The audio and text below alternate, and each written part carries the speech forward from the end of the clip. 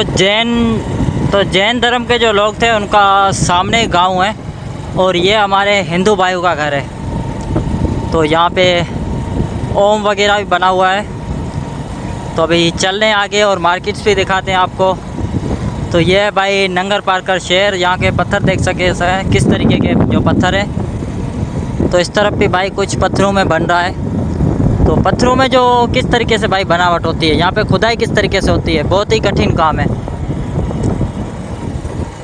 और ये जो भाई बंगला दिखाई दे रहा है ये हमारे हिंदू भाई का है।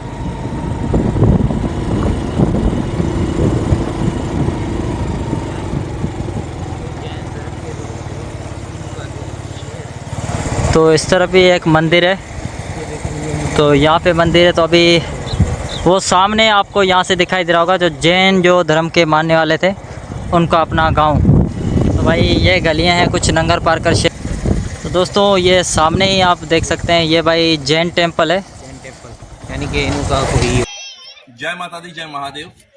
नगर पार्कर के इतिहास कहते हैं हजारों साल पुराना इतिहास है, लेकिन इसी इतिहास के साथ साथ में हिंदू सनातन धर्म के साथ साथ में जैन हिंदुओं का भी जो इतिहास वगैरह जुड़ा हुआ है।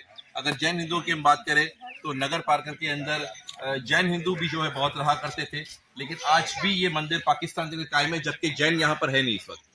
जैन धर्म के लोग जो इस वक्त यहाँ पर नहीं, लेकिन फिर भी पाकिस्तान में जैन मंदिर जो है कायम है।